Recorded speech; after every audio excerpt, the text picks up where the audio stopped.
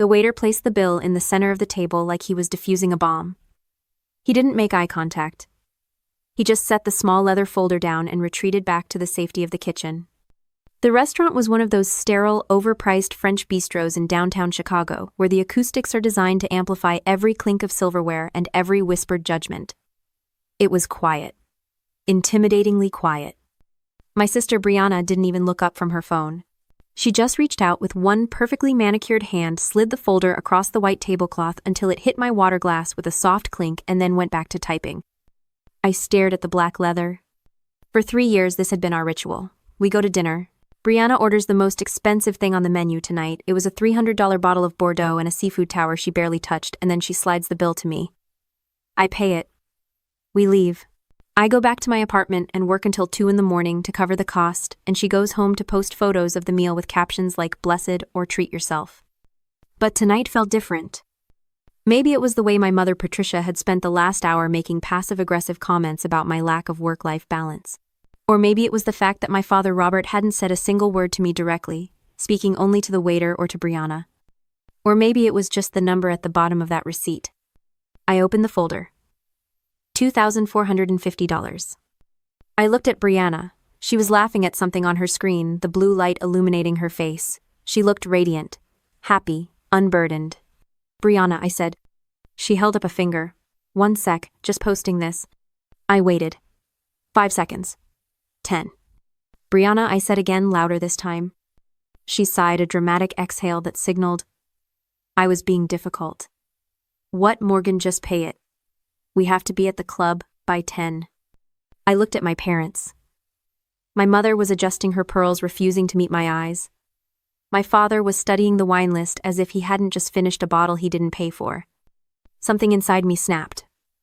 It wasn't a loud snap. It was quiet. Like a support beam finally giving way under too much weight. I closed the folder. "No," I said. Brianna finally looked up. "What?" I said, "No, I'm not paying this." "Don't be dramatic," she laughed, but her eyes hardened. "You always pay. That's the deal. You have the big architect job, remember? We're celebrating my launch." "Your launch failed, Brianna, just like the last 3, and I paid for those too." The silence at the table grew heavy. Other diners were starting to look over. "Good. Let them look." "Morgan, stop it," my mother hissed. "You're embarrassing us." "I'm embarrassing you." I pushed the bill back toward Brianna. $2,000 for dinner, Mom. "While you tell me I work too much, who do you think pays for this wine?" "We're family," my father grumbled, finally looking at me. "Family helps family." "Helps?" I stood up. My legs were shaking just a little, but my voice was steady. "This isn't help. This is a hostage situation. And I'm done being the hostage." "Sit down," Brianna ordered. "You are ruining my night." "I'm ruining your night." I picked up my purse. "You ordered a $300 bottle of wine you couldn't afford. I think you ruined your own night." "Where are you going?" my mother demanded, panic creeping into her voice. "Morgan, get back here. You can't just leave us with this bill." "Why not?" I asked. "You ordered it. Enjoy it." I turned and walked away. "Morgan," Brianna screamed after me. "If you walk out that door, don't bother coming back. You're dead to us." I didn't stop. I didn't look back. I walked past the stunned hostess, past the valet stand, and out into the cold Chicago night. Drop a comment below. Have you ever been the wallet for someone who didn't even respect you? Tell me I'm not the only one. My apartment was silent. It was a stark contrast to the chaos I'd just left behind. Minimalist. Clean lines. Architectural blueprints rolled up in wicker baskets. It smelled of cedar and expensive drafting paper. This was my sanctuary. I kicked off my heels and walked to the kitchen. I poured a glass of tap water free and leaned against the counter. My phone was already buzzing. Brianna, Mom, Dad, even Liam, Brianna's husband, who probably just realized his wife's credit card was about to be declined. I didn't answer. I didn't cry. I didn't pace the floor wondering if I'd been too harsh. I didn't feel the crushing weight of guilt I usually felt when I disappointed them. Instead, I felt clarity. Cold, sharp clarity. I walked to my desk and opened my laptop. For 3 years I had kept a secret file. A spreadsheet. I called it the black hole. Every time I transferred money to Brianna, every time I paid a bill for my parents, every loan that was never repaid, I logged it. Date, amount, reason given. I opened the file. Row 1, January 15th, 2021. $1,500. Reason Brianna needs rent support while her brand takes off. Row 12, August 4th, 2021. $3,000. Reason mom's car repairs. I later found out she used it for a cruise deposit. Row 45, December 10th, 2022. $5,000. Reason emergency business loan for Brianna's jewelry line. I scrolled down, and down, and down. It's strange how the human brain adapts to abuse. It doesn't happen all at once. It happens in inches. First, it's $50 for groceries, because they're a little short this week. You say yes because you're the good daughter. You're the successful one. Then it's $100. Then it's a monthly stipend. Then it's an expectation. You start to normalize the abnormal. You tell yourself, at least they're including me. At least I'm useful. I looked at the total sum at the bottom of the spreadsheet. $42,350. That wasn't help, that was a salary. I had been employing my family to treat me like garbage. I sat back in my chair. Why did I do it? That was the question that always haunted me. Why did I let it go on for so long? I wasn't stupid. I negotiated multi-million-dollar contracts for a living. I could spot a bad deal from a mile away. But this wasn't business, it was survival. Growing up, I was the extra child. Brianna was the star. She was beautiful, charismatic, the one my parents showed off at parties. I was the quiet one, the studious one, the one who faded into the background. I learned early on that the only way to get their attention was to be useful. To fix things. To provide. They didn't love me. They loved that I didn't need anything. I was their path of least resistance. I was the frictionless daughter. But tonight, I had become friction. I looked at the spreadsheet again. $42,000. That wasn't just money. That was my time, my labor, my life. I highlighted the entire column. I clicked Export to PDF. I wasn't just going to cut them off. I was going to send them the bill. I opened my email. I typed in Brianna's address. Then my parents'. Subject invoice number 001, past due services. I attached the PDF. And then I started typing. Effective immediately, the lifestyle stipend is terminated. Attached is a detailed accounting of all funds provided over the last 36 months. Please consider this a formal notice of debt. I hovered over the send button. My phone buzzed again. A text from my mother. You are a selfish, ungrateful girl. We are sitting here with the police because the restaurant thinks we're thieves. Fix this. Now. I smiled. No, I whispered to the empty room. You fix it. I hit send. The notification sound on my laptop pinged. Message sent. I sat back, the glow of the screen illuminating the dark living room. It was done. The lifestyle stipend, that soft, nebulous cushion I had provided for my sister Brianna for 3 years, was officially terminated. I expected a delay. I expected them to need time to process the shock, to realize I was serious. I was wrong. The response was immediate and nuclear. My phone, which I had silenced, lit up with a call from Brianna, then a text, then another call, then a FaceTime request. When I didn't answer, the text messages started rolling in like a ticker tape of entitlement.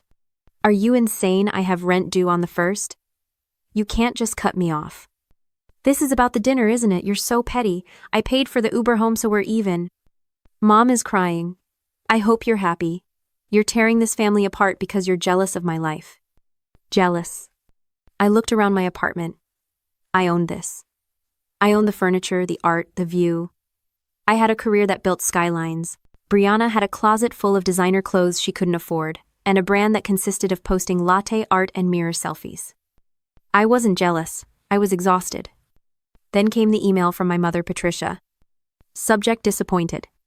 Morgan, your father and I are shocked. We raised you to support family, not to keep score.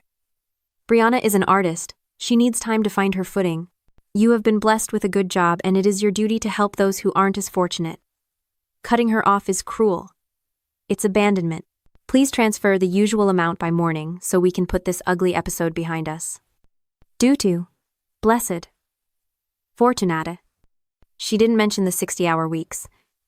She didn't mention the years of architecture school, the sleepless nights before project bids, the missed holidays because I was working to pay their bills.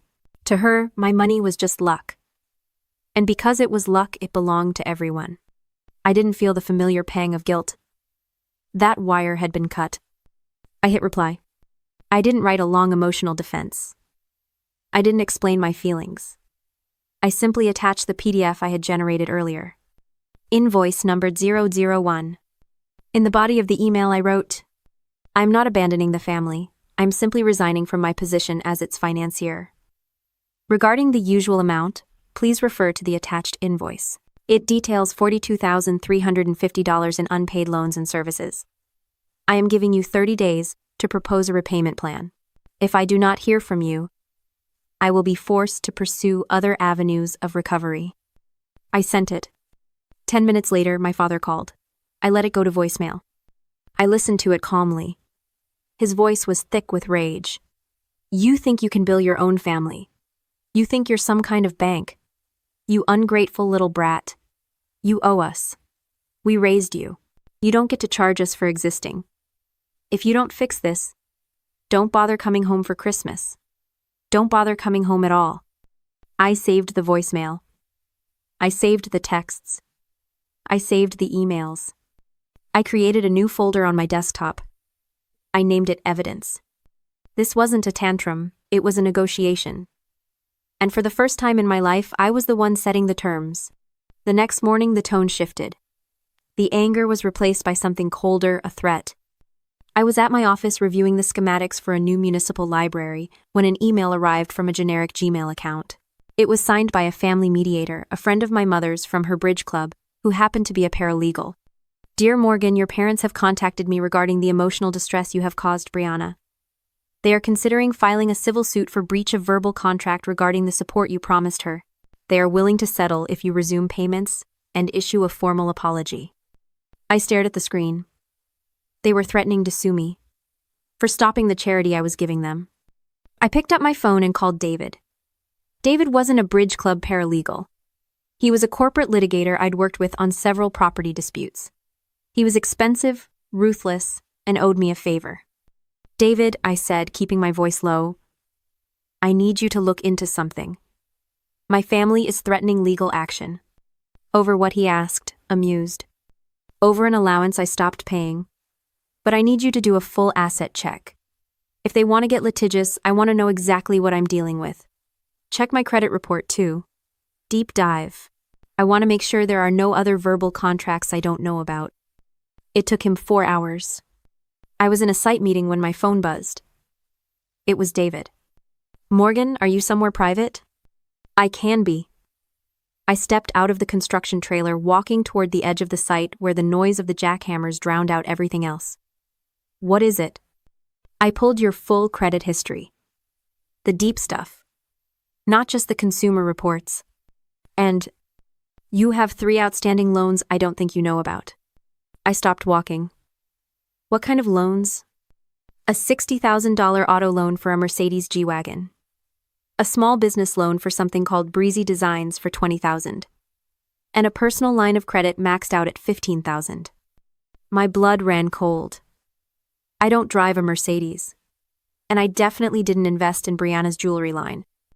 The paperwork lists you as the primary co-signer, David said, his voice turning clinical. The signatures look like yours, Morgan. But the dates. You were in London for the business loan signing. I remembered that trip. I had been overseeing a project for 3 weeks. My parents, I whispered. They have my social security number. They have copies of my old signatures.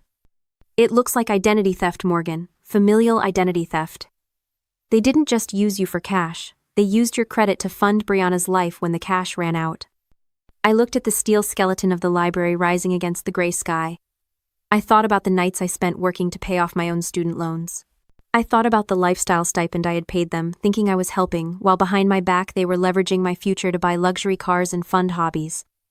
This wasn't entitlement anymore. It wasn't just a toxic family dynamic. It was a crime. What do? I asked. You have 2 choices, David said. You can pay it off and walk away. Or you can file a police report for fraud. If you file, the loans get frozen. But your parents and sister, they could face felony charges. I closed my eyes. I saw my mother's face at the restaurant adjusting her pearls while I stood there humiliated. I saw Brianna laughing at her phone while I paid her bill. Draft the affidavit, I said. I'm filing. They chose the venue. Of course they did. It was the same French bistro.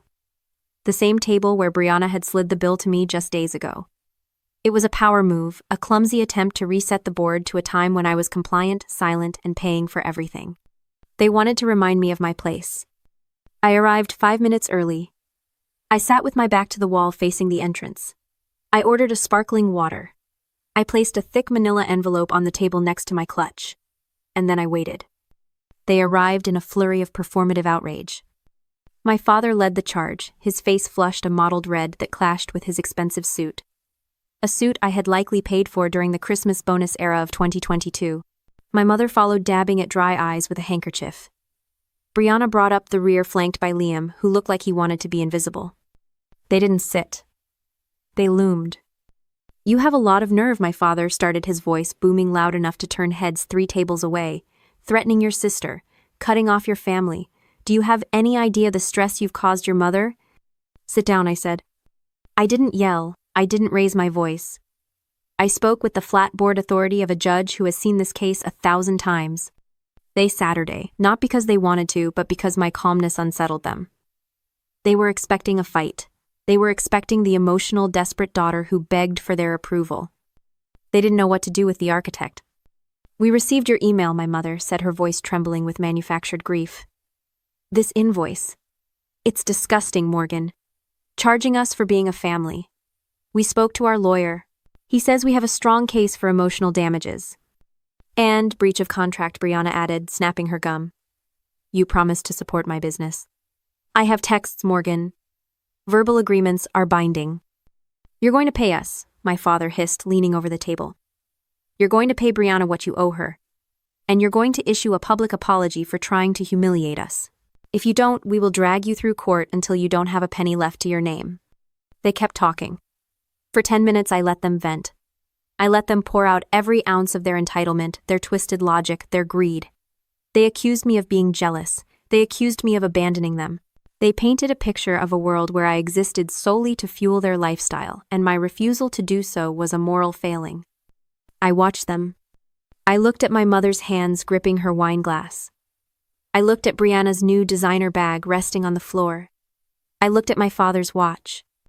I saw them clearly for the first time, not as parents, not as a sister, but as parasites. When they finally ran out of breath, the silence at the table was heavy. Are you done? I asked. We're waiting for your answer, my father spat. Are you going to settle, or do we sue? I took a sip of my water. I set the glass down. You mentioned a lawyer, I said. Did you tell him about the Mercedes?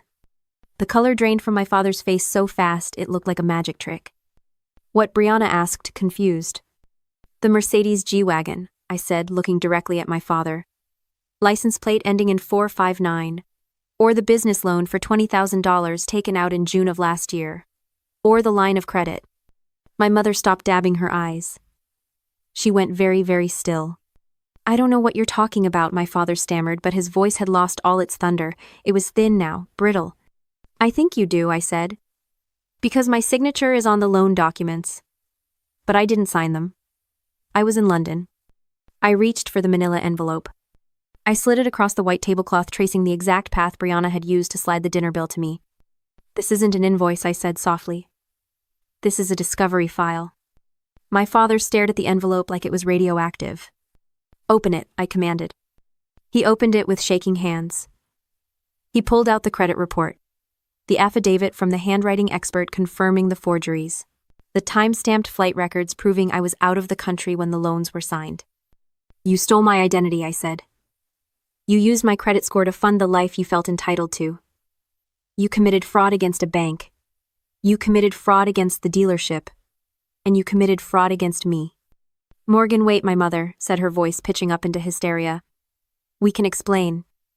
It was just. We were going to pay it back. It was an investment. For the family. It's a felony, I corrected. Multiple felonies. You wouldn't, Brianna whispered, looking at her parents with horror. She hadn't known. She was the beneficiary, but she hadn't known the mechanism. You wouldn't put Mom and Dad in jail. I gave you 30 days to pay back the $42,000 you borrowed, I said. But this, the loans, that's $95,000 of debt in my name. I can't pay that, and I won't. Morgan, please, my father said. He was begging now. The bluster was gone. The bully had evaporated. We can fix this. We'll sell the car. We'll figure something out. Don't ruin us. I didn't ruin you, I said, standing up. You ruined yourselves. I'm just the auditor. What are you going to do? My mother grabbed my wrist. Her grip was desperate. Morgan, look at me. We are your parents. I looked at her. I felt nothing. No love, no hate. Just the cold detachment of a demolition expert looking at a condemned building. I pulled my wrist free. I already did it, I said. I filed the police report at 9 a.m. this morning. The fraud investigators have everything in that envelope. My mother let out a sound that wasn't quite a scream, but it was loud enough to stop every fork in the restaurant. Goodbye, I said. I turned toward the exit, my heels clicking a sharp rhythmic cadence against the tile floor. My heart wasn't racing anymore. It had slowed to a steady, powerful beat. I felt lighter, as if I'd just shed 100 pounds of dead weight. I was 3 steps from the door when a man stepped into my path. He was tall, wearing a bespoke charcoal suit that probably cost more than Brianna's entire failed jewelry line. He held a glass of scotch in one hand, and his expression was one of amused curiosity. I stopped. I knew him. Not personally, but I knew the face. Every architect in Chicago knew that face. It was Julian Thorne. Thorne Properties owned half the skyline. He was the kind of developer who ate city councils for breakfast and built skyscrapers as a hobby. He was also the man my firm had been trying to get a meeting with for 6 months. I stiffened, instinctively shifting into professional mode. Mr. Thorne, I apologize for the scene. I was just leaving. He didn't move. He took a slow sip of his scotch, his eyes darting over my shoulder to where my family was still sitting, frozen in a tableau of ruin, and then back to me. I've been sitting in the corner booth for 40 minutes, he said. His voice was deep, gravelly, and quiet. I heard everything. I felt a flash of mortification. I'm sorry. That was a personal matter. It was a negotiation, he corrected. And a brutal one at that. He took a step closer, invading my personal space just enough to lower his voice so only I could hear. I've seen lawyers with 30 years of experience fold under that kind of emotional blackmail, he said. They stutter. They apologize. They negotiate against themselves because they're afraid of the conflict. You didn't flinch. I looked at him confused. I just wanted the truth on the table. You dismantled them, he said, a small smile playing on his lips. You laid out the evidence, you controlled the narrative, and you executed the leverage. It was the coldest, most efficient demolition I have ever witnessed. He reached into his jacket pocket. I fired my lead architect on the Millennium Spire project this morning, he said. He was a genius with glass and steel, but he couldn't handle the contractors. He let them walk all over him. He cost me 3 weeks and $2 million because he was too afraid to say no. He pulled out a heavy cream-colored business card and extended it to me. I need a shark, Morgan. I need someone who can look a union boss or a zoning commissioner in the eye and tell them exactly where the line is drawn. Someone who keeps receipts. I looked at the card. It wasn't just his contact info. On the back, he had scrawled a time and an address. Be at my office at 8 a.m. tomorrow, he said. Bring your portfolio. If your designs are half as structured as your backbone, the lead position is yours. I stared at him. The lead architect on the Millennium Spire. It was a career-defining project. It was the kind of job people killed for. Are you serious? I asked. Dead serious, he said, echoing my own words from earlier. Now go. Before they try to guilt you into paying for the valet. He stepped aside. I took the card. My fingers brushed the textured paper, grounding me. I looked back at the table one last time. My father was slumped in his chair looking like a deflated balloon. My mother was weeping into her napkin, but her eyes were darting around the room, gauging who was watching. And Brianna. Brianna was staring right at us. She had recognized Julian Thorne. She knew exactly who he was. She followed him on Instagram. She had tagged him in posts begging for sponsorship. She watched the most powerful man in Chicago hand me his card. She watched him smile at me with genuine respect. She watched me put the opportunity of a lifetime into my purse. Her face crumpled. It wasn't sadness. It was the crushing realization that she was irrelevant. I turned back to Thorne. "I'll see you at 8, Mr. Thorne." 8 o'clock, he agreed. He raised his glass in a silent toast. I pushed through the heavy glass doors and stepped out onto the sidewalk. The Chicago wind hit me biting and cold, but it felt good. It felt clean. Inside, my family was dealing with a police report and a dinner bill they couldn't pay. They were trapped in the mess they had created.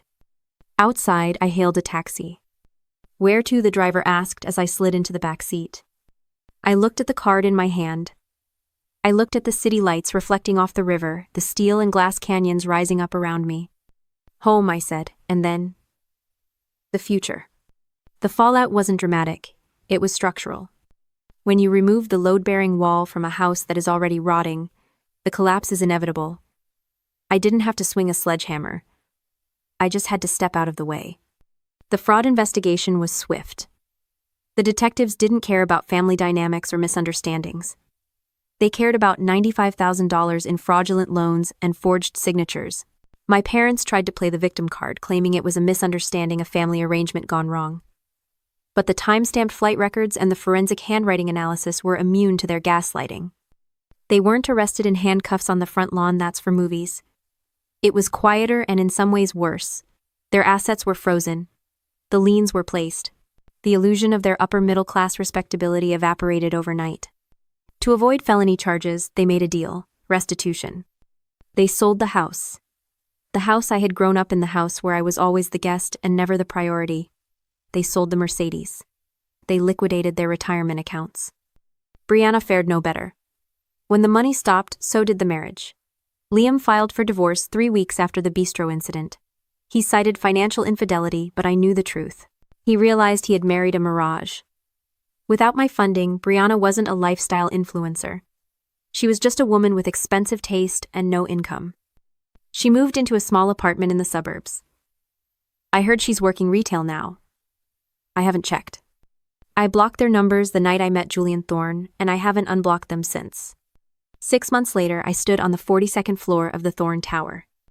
My office was corner glass overlooking the Chicago River. The city was spread out below me, a grid of steel and ambition. On my desk lay the finalized blueprints for the Millennium Spire. My name was on the title block, Morgan Vance, lead architect. I took a sip of coffee and looked at the view. People ask me if I feel guilty. They ask if I miss them. They ask how I could be so cold to my own flesh and blood. They don't understand. For years, I thought justice meant punishment. I thought it meant making them hurt the way they hurt me. But standing there watching the sunrise reflect off the skyscrapers, I realized I had been wrong. There is a concept called the justice of the sower. It isn't about burning the weeds. It's about where you choose to plant your seeds. For a decade, I had been pouring my water, my sunlight, and my nutrients into dead soil. I had been trying to grow a garden in a graveyard. I gave them my money, my time, and my love, hoping that if I just gave enough, something would finally bloom. But nothing ever did. They just consumed. The moment I stopped watering them, they withered. Not because I attacked them, but because they had no roots of their own. And the moment I redirected those resources, that money, that energy, that care back into my own soil, everything changed. My career exploded, my savings recovered, my peace of mind returned. I looked at the reflection in the glass. I didn't look tired anymore. I didn't look like the extra child. I looked like the woman who owned the building. This wasn't revenge. It was reallocation. I had finally stopped building castles for people who only brought wrecking balls. I was building for myself now, and the foundation was solid. If you're still building castles for people who only bring wrecking balls, stop. Share this story if you're ready to be the architect of your own life.